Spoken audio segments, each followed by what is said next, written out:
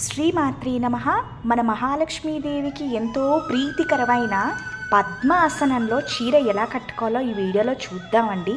ఇంత మంగళకరంగా ఈ వరమహాలక్ష్మికి అమ్మవారిని తయారు చేసేసుకుందాం. ముందుగా అమ్మవారికి ఎంతో ఇష్టమైన ఎరుపు రంగు చూడండి ఎంత మంగళకరంగా ఉందో. ఈరోజు ఈ చీరని నేను అమ్మవారికి పద్మాసనంలో కడతానండి. మధ్య భాగం ఉంటుంది కదండి, మధ్య భాగంలోని వరమహాలక్ష్మి కుచ్చుళ్ళ పెట్టేసుకోండి. పెట్టేసుకుని చీర చివరి భాగము అలాగే అంచు భాగము ఉంటుంది కదా, అవి 4 స్టెప్స్ లాగా పెట్టుకుని పిన్నులు అంటే మనం పైట కొంగు పెట్టుకుంటాం కదా, అలా పెట్టుకోండి. మధ్య భాగం ఏం చేద్దాం, ముందు మనము అమ్మవారి నడుముకి కట్టేసుకుందాం. చూడండి, ఇది చీర మొదటి భాగము, మధ్య భాగం వరమహాలక్ష్మిది, అలాగే చివరి భాగం కూడా మొత్తం 4 స్టెప్స్లా పెట్టుకున్నానండి. ఈ మధ్య భాగం మనం ఏం చేయాలంటే అమ్మవారి నడుము దగ్గర మనం కట్టేసుకోవాలండి. కట్టేసుకున్న తర్వాత ఇప్పుడు చివరి భాగం చూసారా అండి, 4 స్టెప్స్ లాగా నేను పిన్నీసులు పెట్టుకుని అమ్మవారి వెనకాతల నుంచి ఇలా తీసుకొచ్చి భుజం మీద అనమాట, అంటే క్రాస్గా మనము వెయ్యాలండి. క్రాస్గా వేసుకున్నాను. చాలా సులువు అండి, కేవలం 15 నిమిషాల్లోనే బంగారు తల్లి ఎంత చక్కటి ముత్తైదువులా వచ్చేసారంటే. ఇది మొదటి భాగం అండి, చీర మొదటి భాగము.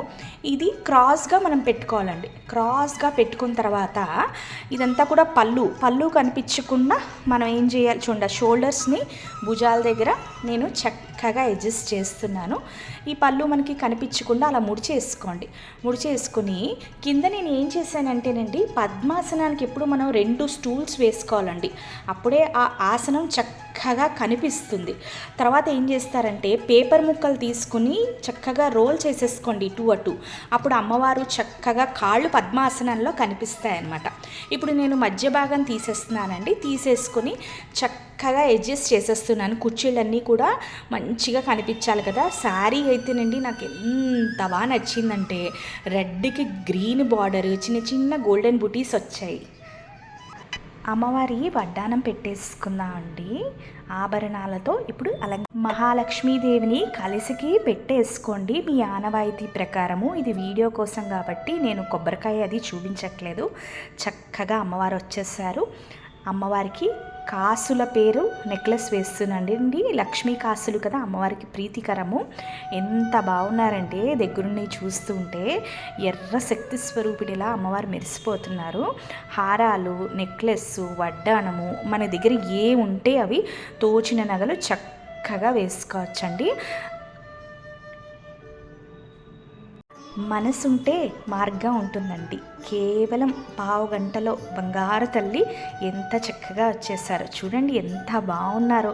లక్ష్మీదేవి అంటే బంగారానికి ప్రతీకం కాబట్టి అమ్మ అలంకరణలో నేను ఎప్పుడూ కూడా ఎక్కువ నగలతోనే అలంకరిస్తానండి. నాకు అలాగే నచ్చుతుంది.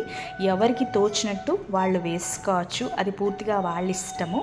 చక్కగా అమ్మవారు బంగారంలో మెరిసిపోవాలన్నదే కోరిక.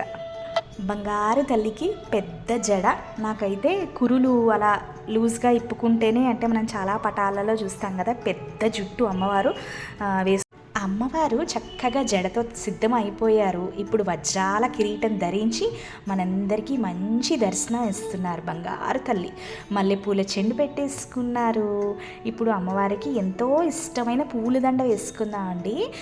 ప్రతి శుక్రవారం మీకు కుదిరితే తెల్ల పువ్వులతో పూజ చేసుకోవడానికి ప్రయత్నించండి. అమ్మవారికి తెలుపు ఇష్టం కాబట్టి తెల్ల చామంతి పువ్వులు వేస్తున్నానండి. చక్కగా మనోహరంగా అమ్మవారు వేయించుకున్నారు.